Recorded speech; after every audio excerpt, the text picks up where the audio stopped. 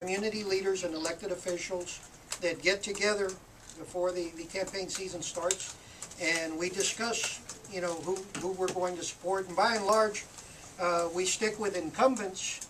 But I'll tell you that we had our meeting, and then the two county-wide races, well, one is Mr. Garcia's, but it was a unanimous decision to select him as our candidate, and we're going to work very, very hard for him. I can also tell you that he's right on with open government and with fiscal responsibility. He lost the last election very, very narrowly. You know, there's been a lot of money that came into the county, federal stimulus funds, Hurricane Dolly relief, but those funds aren't going to be here year after year after year. And it's important that this county be able to thrive based on its budget, its projected income, without these windfalls. So we can't fall into a sense of security because we're getting $60 million in Hurricane Dolly relief funds, or because there was a $100 million bond issue that was sold to the county as drainage improvements for the areas that for years and years have needed this, and in turn, you know, maybe it got spent. Now, did it benefit other areas of the county? Yes.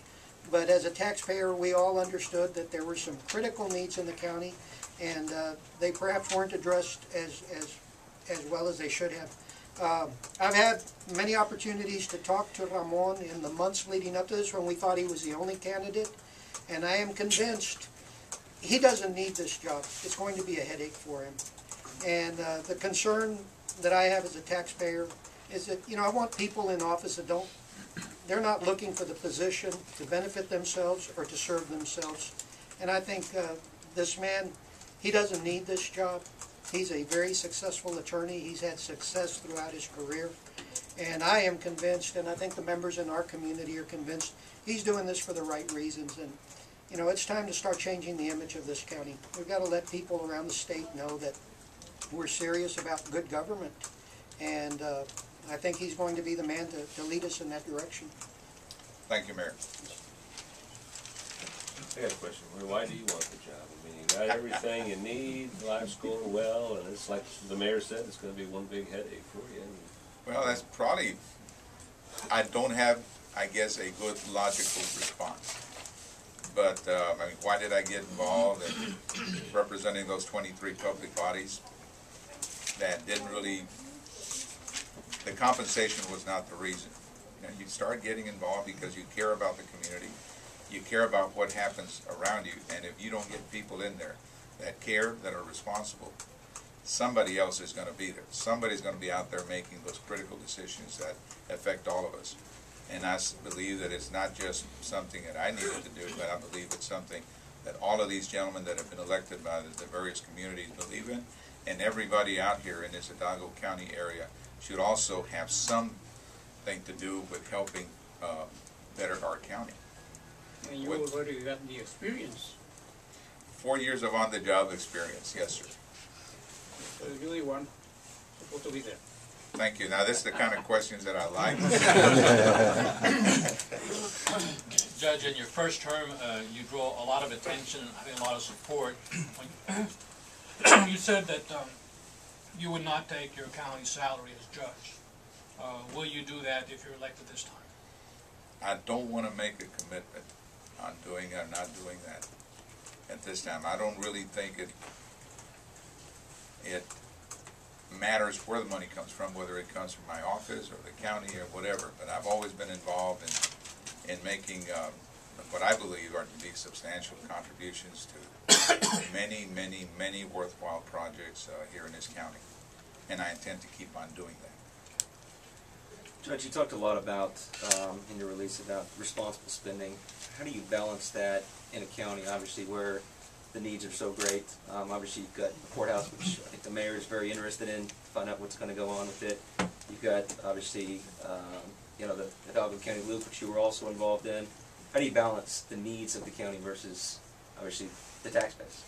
Well, you look at the tax base, and you look at those needs, and you start prioritizing. It's really, and I know it sounds simple, I know, but I understand, but believe me, I've went through this before, and we intend to prioritize, and we intend to look at the expenditures that are presently being made and determine whether or not, are they, any of them really excessive? Do we really need this particular type of consultant information? Do we really need to go through all these different expenses? I can't tell you about a specific one, but I can tell you that I'm going to be looking at it very closely and discussing those various issues with the various commissioners on the court.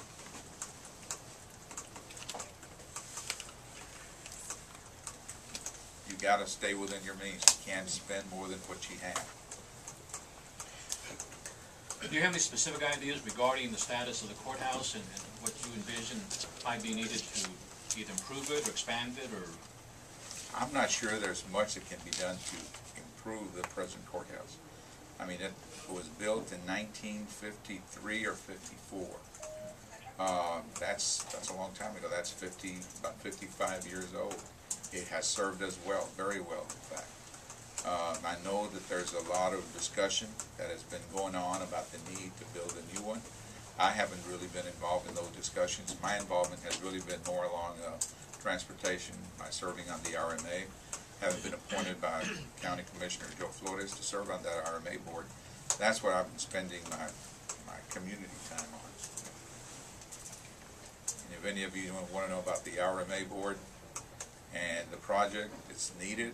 We need to improve the transportation arteries here in this county. And the RMA is charged with the responsibility presently of the loop, this Hidalgo County loop. And that in itself is going to be about an $800+ million project. We have already, through the RMA, spent a considerable amount of money trying to determine what are called the technically aligned roadways, where the loop's going to be. Trying to identify them, trying to meet all the different objectives and criteria imposed by both state and federal governments, environmental issues, etc. We now have done that. We have those technically aligned areas defined. We're now in the process, the RMA board is in the process of getting all the communities to agree to protect those areas. There's about a 300 to 400 foot right-of-way that we need to obtain, but we need for the between now and the time we get the resources to be able to buy up these lands, we need to go and get the various communities and the county commissioners to protect them, to not allow any kind of development on these areas, so that we can, when we have those resources, be able to go buy them up and start constructing this needed roadway. Now, we are going to be in the process of constructing the southern part of it.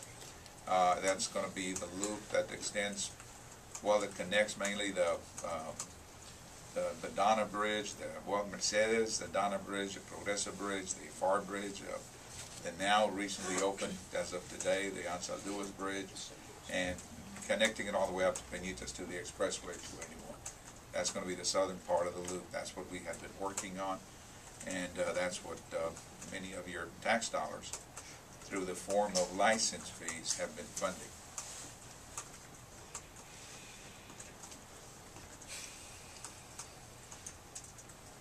Any other questions? I'd like to hear another one. Like I say, you, especially you are an attorney, a very, very good attorney, so you got experience. You live in right here, on the middle Yes, of the county.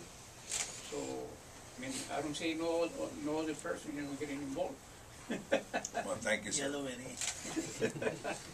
Okay, well, if there are no other questions, then I really appreciate your making the time to be here. Certainly appreciate my supporters, my friends, the elected leadership of the county, of the cities and its various school districts, and the ones that were not able to be here for various reasons, but all of whom have publicly endorsed me, as indicated by this ad that we very conspicuously placed in various newspapers throughout the county, and will indicate the kind of support that we have, that we enjoy, and that I'm very proud of having. Judge, can you hold that up? Yes. For any of you that would like a copy of that ad, I've got your email addresses. I can send you the PDF and also the complete list of all the endorsements that are on that ad as well as a follow-up. And I'll also electronically send you this updated press release as well that's on the table. Okay. Well, thank you very much. Thank you, Judge.